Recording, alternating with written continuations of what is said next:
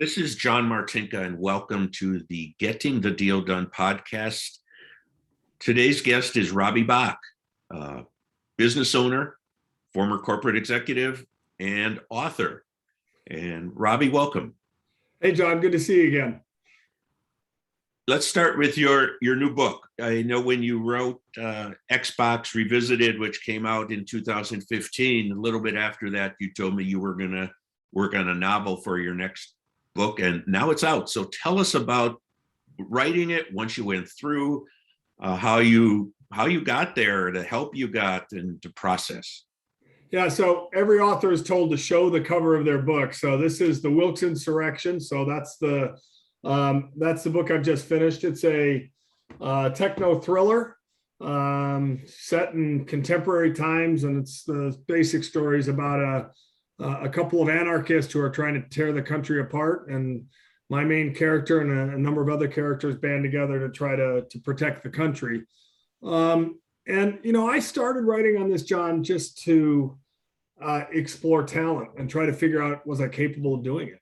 And I started writing character sketches. I didn't even start with a plot or an outline. I started with writing about 4 or 5 characters that have been kind of running around in my head. And after about 100 pages, I started to see how they could come together.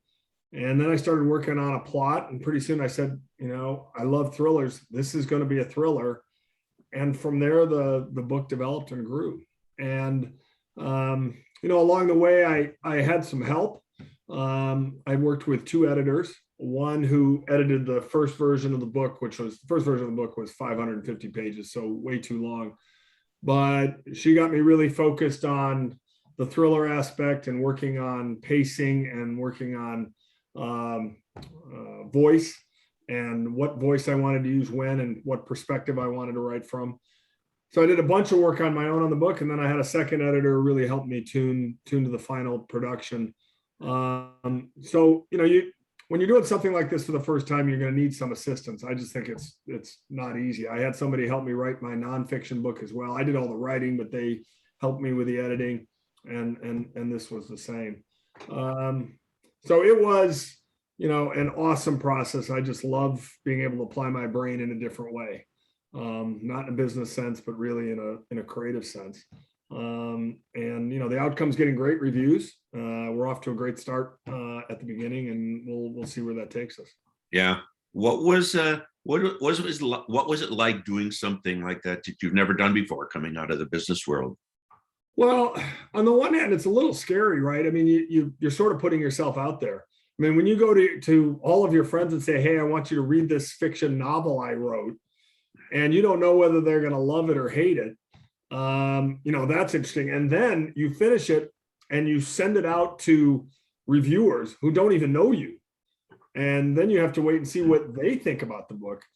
That's, a little challenging. I mean, it really tests your sort of fortitude and your confidence and your willingness to sort of hang out and hope that you've done a good job. And so that, so far that's been gratifying. It's worked out well. But, when you're doing the work, there are times where you sort of go, I wonder if I can get this done. It's not straightforward. Now, doing a second fiction novel, I think I'd have a lot more confidence at the beginning that I could do it. But this first time around, it takes some fortitude to get there. So is there a second one in the works? Not yet. I will start thinking about that in January, February. The characters certainly have earned it. The storyline, I think there's logical places to go with the story. It's really just a function of me deciding, hey, I want to dedicate, with a book. It ends up being, my second book would end up being another 2-3 years of work. And I love the writing. So I just have to decide that I want to knuckle down and get going.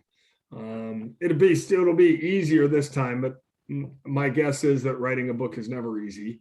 And there's always challenges. And so, you have to be prepared for that. Okay. It's like, so look, it's not that different from starting a business, right? When all of what we just discussed, you start a business, you get a little bit of help, you're a little nervous, maybe the product will work, maybe it won't. And then ultimately you come to market and you find out, and then you have to decide if you're going to really invest and double down. I mean, that's, weirdly, the process is actually pretty similar. Okay, let's switch. Your first book was on civic engagement. Yeah. Xbox Revisited. Talk about that a little bit as you moved from Microsoft in the corporate world to civic engagement. Well, when I left Microsoft, I left saying, hey, I still want to be engaged in for-profit businesses. So I do a little bit of for-profit board work. But I tried consulting, didn't like that. And ultimately started expanding my board work in the nonprofit space. And what I discovered in the nonprofit space is some amazing organizations who do incredible work with dedicated people, but they don't have the same sense consistently of strategy, the same sense of innovation and creativity sometimes that you might see in an entrepreneurial world or in a startup world in the tech space. And so that second book grew out of a desire to create something that could help those organizations prosper and grow and think about strategy in a clear way. And I still use that. The book continues to sell. I still use it all the time, and I talk from the book actually quite extensively still. Has that been, would you call it a business or a passion? It's actually both. So I do a lot of let's step back. Books mostly end up being passion unless you're, in the Tom Clancy category. It is very hard to make money with a book. That said, Xbox Revisited set me up for the ability to go speak on a national scale and to do that at conferences and with corporations and the like. And that's actually quite a good business. And so I've been successful doing that as a business. And then I'll probably only do, pre-COVID, I was doing 8 to 10 of those types of speeches a year. Obviously in COVID times, I'm doing fewer and most of them are on Zoom. But the thing I have accelerated on is the things I do with schools and nonprofits. And I do that for free. That's purely passion. And I'll probably give in a given year somewhere between 40 and 50 talks to universities and nonprofits on strategy, innovation, and culture. Those are the three topics I talk about. Great. Which are all very important in business as well as nonprofits, maybe even more so. And as I told you, a lot of the listeners of this podcast series are into entrepreneurship and business. So you and your business partner, Pete, bought a company a number of years ago, Manini's, and it's a great products. I love your products. But tell us about that, what you've done there, its future, how you've expanded, and start with just a description of what Manini's does. Yeah, so Manini's, when we bought it, was a gluten-free pasta company that also happened to sell a little bit of flour and some bread products that were gluten-free. So think of it as a very small gluten-free company. And as these things sometimes go, it was even smaller than we thought when we bought it.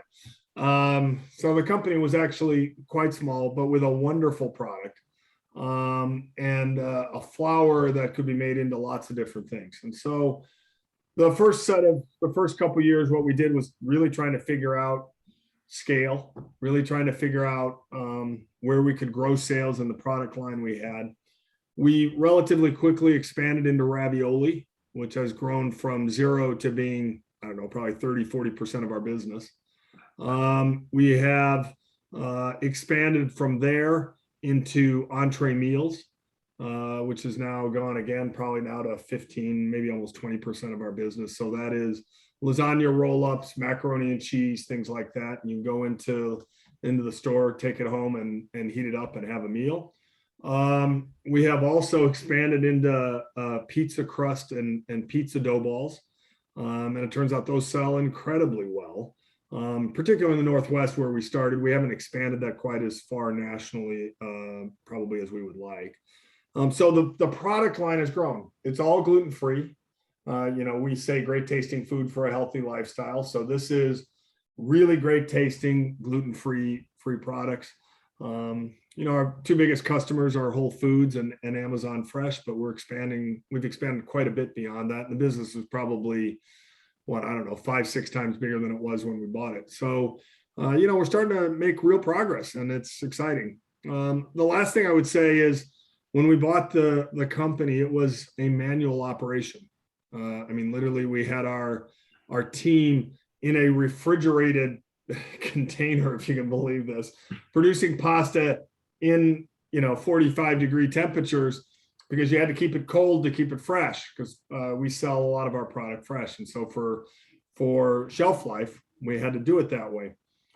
We have since, over the last 2 years, as we say, gotten out of the refrigerator. We have a full production line now. We produce our own ravioli, obviously our own pasta. We have a nitrogen tunnel that flash freezes the product. We have a automated sealer that enables us to guarantee shelf life. And so we've automated the process quite a bit. And, that again has made the business better and easier, but it's a completely different business now, right? We have a big sets of machinery that we have to run and operate and maintain, and it's very different than what it was when we bought the company. Interesting. So, and that is how you grow, is be able to produce more. Yeah, exactly. And it's like all these things, not without their trials and tribulations, but we're making great progress. Okay. Well, I've only got one more topic, unless you have things you would like to share, but it's tie it to Manini's and to your work in the corporate world. What do you think are the top few things that lessons from the corporate world to owning a small business and helping it grow? Because as you know, a lot of people I work with, they're buying a company just like you did. And right. Nobody says, I want to buy a company and keep it where it is. Right. Well, I think there's a couple of things that they have. There's lots of things that are in common, but I think there's a few that I would highlight. The first is, in the end of the day, all of these things are about people.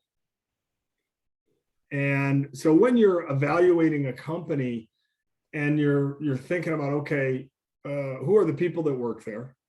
Can they continue? Are they the people I need to scale the business?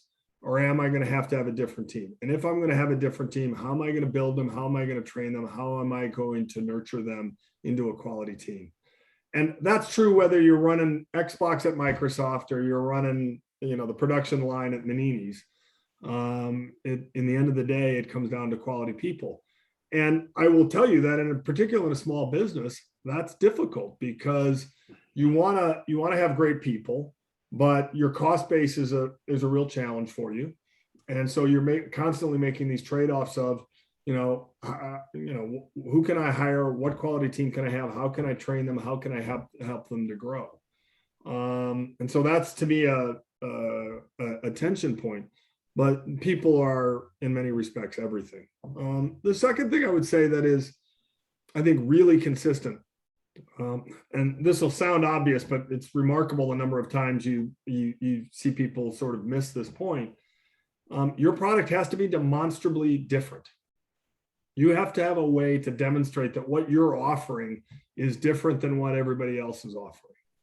In our work on Xbox, we decided that we were going to be the first great online gaming platform. And Xbox Live changed our trajectory as a business, and it changed Microsoft, and it changed the gaming industry. And that source of differentiation was super powerful. In the case of Manini's, it's gluten-free and fresh. Oh, and by the way, it tastes great. Those things make us really different. And so you have to go into this when you're evaluating a company, or you're thinking about how to grow and expand your company. You really have to understand why your company is different and better. And I know, again, I people are watching this thing, well, duh. But the number of times where you suddenly realize, wait, I haven't actually really thought about why I'm different and better than my competitor and how I can demonstrate that. That's a real challenge, and it's something that you have to get right. So people, product differentiation, and then the third thing I would highlight is strategy. And again, it sounds trite. Of course, you have a strategy, but we started Xbox without a clear strategy. The strategy was, run hard, run fast, ship by this date, make the explosions look great, and it'll all turn out fine. And it did, but I would say that was more accidental tourism than it was planned. And, likewise, when we bought Manini's, there was clear there wasn't a strategy there. And so whether you're a big company or small company, do you understand the place you're trying to get to, what I call purpose? Do you understand the principles of how you're going to work? And do you understand the priorities you got to pursue to get it? It's not complicated, but you got to have that. You got to write it down. You got to make sure everybody's on the same page. And again, in all the work I've done in big companies, small companies, nonprofits, government, the number of times where I ask people sort of, what's your purpose? And they don't have a clear answer would actually surprise you. And if I said, what are the priorities you're pursuing? The number of times I get a list of 10 things, which means you don't really have any priorities, is super high. And so it scales no matter what size business you're in. So, people, figuring out your differentiation, your source of difference, and making sure you're clear on your strategy. If you get those three things right, you got a really good fighting chance of being successful. And if you get them wrong, it's going to be really hard. And it doesn't matter whether you're a small startup, an entrepreneurial technology-based startup, or a big company. Okay. Well, you mentioned nonprofits a few times. Just share the nonprofits you work with now. Yeah. So I have worked with Boys and Girls Clubs for now more than 20 years. I've been on the board in Bellevue for over 20 years. I've been on the national board of governors for over 15 years. I am deeply ingrained in what they do. It's an amazing organization. They serve, over 4 million kids. And if you can imagine in the pandemic, how challenging that was and the work they had to do to make that happen. I also do it for 10 years, was on the board of directors for the U.S. Olympic and Paralympic Committee, and I just termed off of that board. I've been on the advisory board for an organization called Year Up here in the Puget Sound for probably 8 or 9 years, and that's a group that does vocational training for kids who are 18 to 23 years old who have talent, but for lots of different reasons aren't able to sort of continue on a traditional path. And then I am deeply involved in the Bipartisan Policy Center, which is a DC-based policy group that works with Republicans and Democrats, not to do academic research, but to write policy. And things like this recent infrastructure bill, the BPC was deeply involved in helping shape that and form it and help people understand why it should work and why it's the right way for us to go. So it's a lot of different things, but they're all stuff I'm passionate about. And they're all things I think the thing that they take in common is that they have impact. And I measure my nonprofit work based on the impact I think I can have and the impact the organization can have. I think that's a great way to look at it, because that is the bottom line with nonprofit work, is what's actually getting done. Yeah. And it's, there's so many good organizations. And when I have to filter where I spend my time, I have to look and say, okay, how many people is this affecting? How important is the issue? Can this organization scale to serve more? And that's a hard thing to gauge, but in the end of the day, you got to be able to deliver impact to drive change. Well, thank you, Robbie. Share with the audience best way to get the Wilkes Insurrection. Yeah, thanks, John. Appreciate you having me on. Wilkes Insurrection, you can go. The easiest thing is to go to wilkesinsurrection.com. There's a video trailer, so you get a sense for the book. There are music playlists for all the characters and for the book itself. There's all kinds of background information on the story, as well as links to all the major retailers and the local stores that are carrying it. I'll say, since a lot of your listeners and viewers are probably in the Puget Sound area, University Books is carrying the book. I'll be there this Sunday from noon to 1 signing books. Island Books on Mercer Island has signed and wrapped copies of the book for the holidays. And obviously Amazon, Barnes & Noble, and the rest of the book crew can carry it. But wilkesinsurrection.com is the place to go. And if you're interested in more about what I do, you can go to robbiebach.com, and Xbox Revisited is there. Obviously, the Wilkes Insurrection work is there, as well as my speaking work. Okay, and just to clarify, this next Sunday is what is today? The 12th second, It's what is 5th what of date? December. It's yeah, that's a good question. So let's see, today's the 2nd, 3rd, 4th. It's the 5th of December. It's 12 to 1 at the University Bookstore over by the University of Washington. Well, great. Well, thank you so much for being here. Enjoyed it. Fabulous. Appreciate it, John. Take care.